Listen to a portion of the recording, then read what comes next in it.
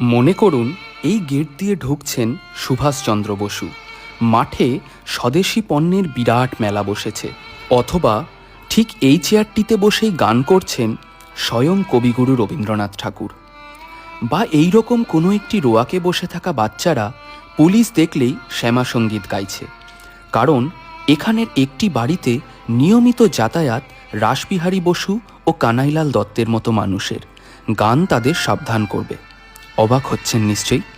ভারতের স্বাধীনতা আন্দোলনে বাঙালি বিপ্লবীদের কর্মকাণ্ড আজও আমাদের রক্তে আগুন জ্বালিয়ে দেয়। তাদের মতো আপনজন আমাদের আর কেউ নেই। অনুশীলন সমিতি বা যুগান্তর দলের মতো সংগঠনগুলি আজ হারিয়ে গেছে। কিন্তু যদি বলি সেই সময়ের একটি প্রতিষ্ঠান এখনও একইভাবে লেগে আছে দেশ গঠনের কাজে। আমাদের আকুতি এক, আমাদের লক্ষ্য এক, আমাদের মন্ত্র এক। আমরা সকলেই প্রবর্তক সংঘের ছাত্র।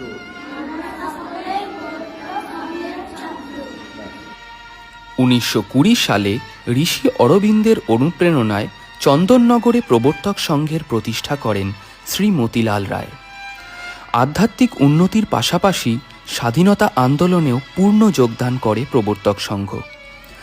বিপ্লবীদের বোমা বাঁধার কাজ হোক কিংবা পিস্তল সংগ্রহ, সব কিছু এখান থেকে হতো।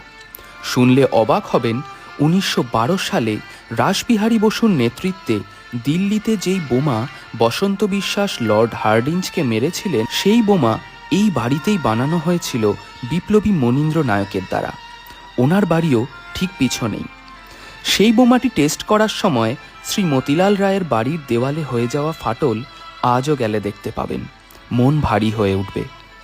এই হলো সেই ঘর যেখানে ঋষি অরবিন্দ আত্মগোপন করেছিলেন।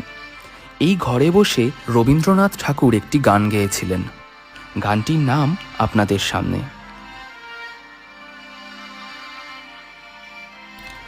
এখানে আসা বিপ্লবীদের লম্বা লিস্টে আপনি সবাইকে খুঁজে পাবেন।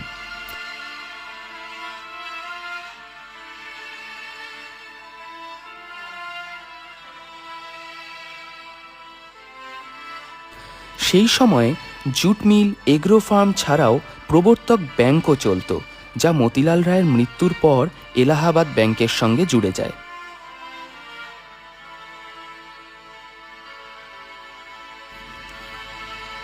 শ্রী মতিলাল রায়ের সেই বাড়ি আজ প্রবর্তক লেডিস হোস্টেলের অংশ। এলাকায় আজও প্রবর্তক সংঘের 4টি স্কুল,